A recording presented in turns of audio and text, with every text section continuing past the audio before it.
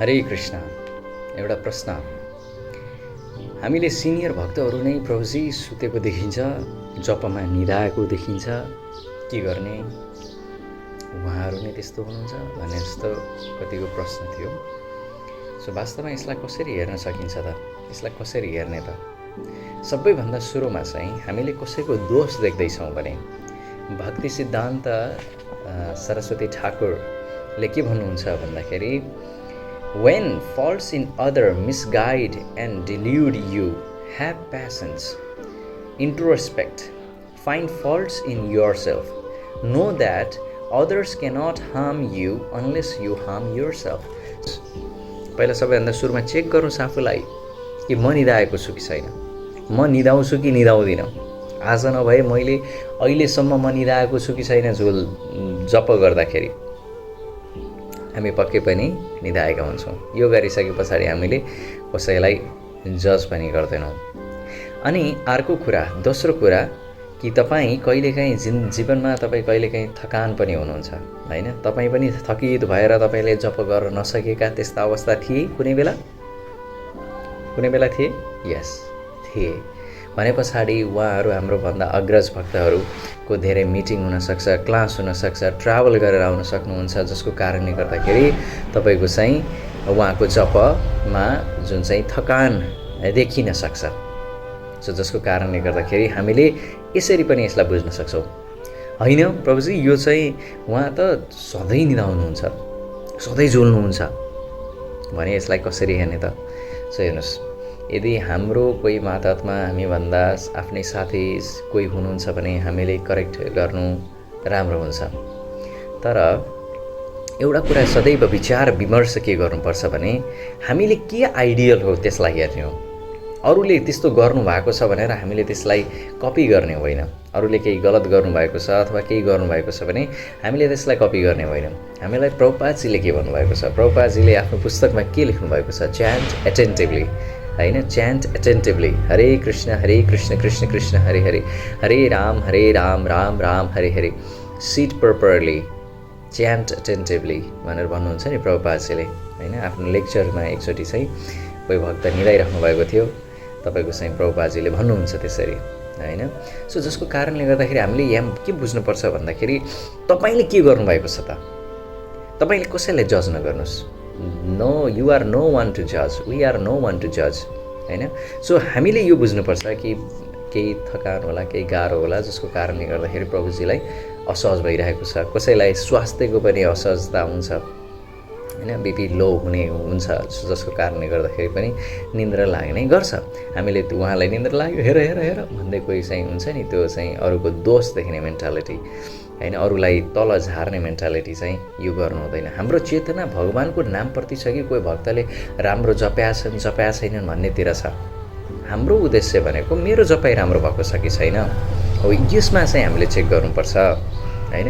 So जसको कारणले गर्दाखेरि तपाईँले कसैलाई पनि, ल ती साधुहरूलाई तपाईँले देख्नुभयो, तपाईँले के ती साधुहरूले गरे जति तपाईँले गर्नुभएको छ?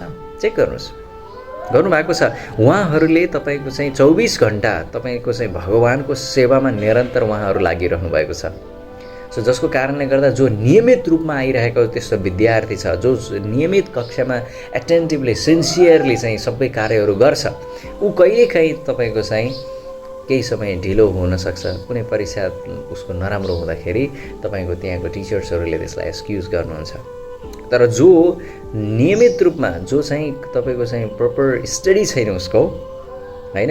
जसको चाहिँ तपाईँको राम्रो, तपाईँको चाहिँ जसले तपाईँले भगवानको लागि कति समय दिनुभएको छ, जसले 1-2 घन्टा समय दिएको हुन्छ र उहाँहरू 24 घन्टा भगवानको लागि दिनुहुन्छ भने उहाँहरूको जुन अलिअलि आफ्नो साधनामा केही गाह्रो असहज हुँदाखेरि भगवानले छुट दिनुहुन्छ। उहाँहरू जसरी यसरी बुझ्नुहोस् कि क्रिकेटको उहाँहरूले 99 रन हानिसक्नु भएको छ। अब तपाईँको 100 रन आइसके पछाडि उहाँ ब्याक टु गड हेड जाने हो। र हामी चाहिँ केमा छौँ त? हाम्रो आफ्नो स्थिति चाहिँ के छ? आफ्नो स्थिति हामी माइनसमा छौँ, हामी नेगेटिभमा छौँ, नेगेटिभमा छ। उहाँले जसरी गजेन्द्रले हे भगवान् म सकिनँ भनेर हजारौँ वर्ष उहाँले आफ्नो प्रयत्न गर्दा गर्दा उहाँले नसके पछाडि प्रभुलाई सम्झेर एउटा चाहिँ तपाईँको कमलको फुल अर्पण गर्नुहुन्छ। त्यसै गरेर तपाईँ चाहिँ ती ब्रह्मचारीले पनि भगवान् म तपाईँको नाम लिनको लागि त प्रयास गरिरहेको छु, तर म मेरो स्वास्थ्यको कारणले गर्दाखेरि खै मैले किन मैले तपाईँको नाम जप गर्न सकिरहेको छैन, म निदाइरहेको छु, हे प्रभु हे श्री कृष्ण भनेर चाहिँ उहाँले हरे कृष्ण भनेर चाहिँ यदि उहाँले यो भन्नुभयो भने तपाईँको चाहिँ इन्स्ट्यान्ट तपाईँको त्यो 99 100 भएर उहाँ ब्याक टु गडेर जान सक्नुहुन्छ। तर तपाईँ जुन चाहिँ मन्द बुद्धिको कारणले गर्दा तपाईँ चाहिँ अर्को दोष दृष्टि देख्ने चाहिँ जुन प्रवृत्ति छ त्यसको कारणले गर्दाखेरि चाहिँ तपाईँको चाहिँ के हुन्छ त फल डाउन हुन्छ। तर उहाँ चाहिँ हारेर पनि जित्नुभयो, तपाईँ जितेर पनि हार्नुहुन्छ। हेर्नुहोस्, त्यही भएर हामीले यो विचार गर्नुपर्छ, हामीले आफ्नो चाहिँ कस्तो भइरहेको छ, आफ्नो साधना चाहिँ कस्तो भइरहेको छ, आफ्नो तपाईँको चाहिँ जप कस्तो भइरहेको छ, हामी यतातिर चाहिँ हामीले ख्याल गर्नुपर्छ।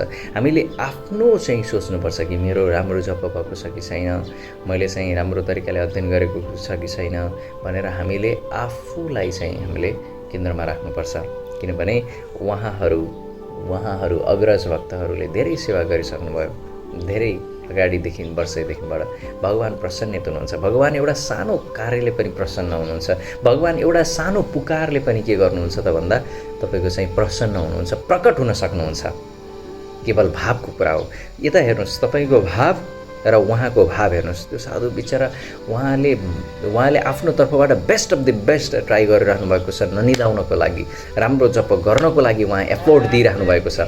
तर तपाईँले चाहिँ यता के गर्नुभएको छ त, को निदाइरहेको छ, कसरी गरिरहेको छ, हेर भनेर चाहिँ तपाईँ यसरी बस्नुभएको छ भने पक्कै पनि तपाईँको त्यो जपाई राम्रो भएको छैन। तपाईँको जपाई भगवानको तपाईँको चाहिँ प्रेम, भगवानप्रति प्रेम विकास गर्नका निमित्त, सबैलाई चाहिँ साधु देख्नका निमित्त, सबैलाई भगवानका अंश देख्नका निमित्त, सबैजना एटलिस्ट सबैजना जस्तो सुकै भक्त किन नहोस्, यदि ऊ जपमा सुतेको छ, जे पनि गरेको छ मानौ, तर उसले भगवानको नाम जप्ने प्रयास गरेको छ, यो सबैभन्दा ठुलो कुरा हो। ऊ मङ्गल आरतीमा आएको छ, यो सबैभन्दा ठुलो कुरा हो।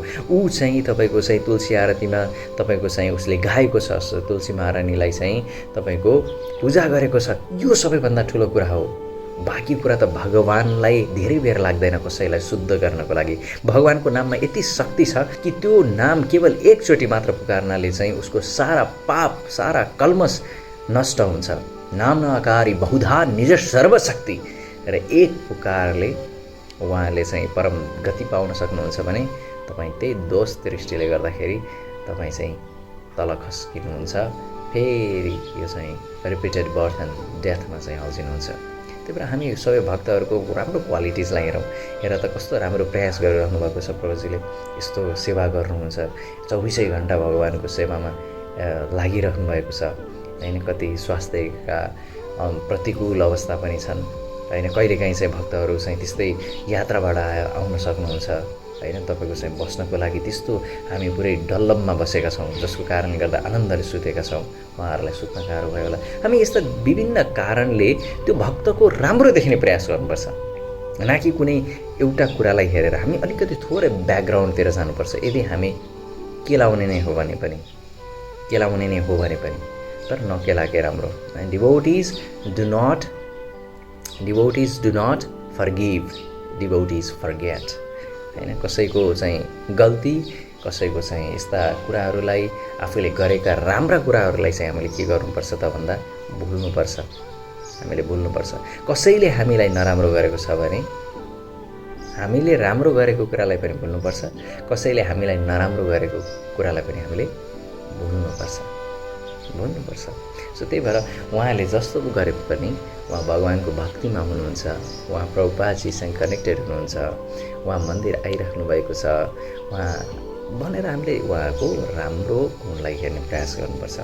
यदि हामीले राम्रो गुणलाई हेरिएन भने हामी झिङ्गा हौँ, हामी भमरा भन्नुपर्छ है। सो जसको कारणले गर्दा फल्ट फाइन्डिङसँग रिलेटेड म अन्य कुरा पनि भन्नेछु। तर हामीले कोही भक्तले पनि केही चाहिँ तपाईँको गलत गरिएको छ अथवा त्यस्तो छ भने हामी त्यसको आधिकारिक व्यक्ति हो कि होइन त्यो पनि चेक गर्नुपर्छ है। यो पनि चेक गर्नुपर्छ, मैले करेक्ट गर्न मिल्ने मेरो अधिकार छ कि छैन, चाहिँ यसलाई पनि करेक्ट गर्नुपर्छ। र हामीले सदैव राम्रो देख्ने प्रयास गर्नुपर्छ र हामीले आफूलाई सुधार गर्नुपर्छ। यस, किनभने आफूलाई सुधार गर्ने तपाईँको हातमा छ, अरूलाई सुधार गर्ने तपाईँको हातमा छैन। सो त्यही भएको कारणले गर्दाखेरि आफ्नो भक्तिलाई जोगाउँ, अरूको दोष नदेखाउँ।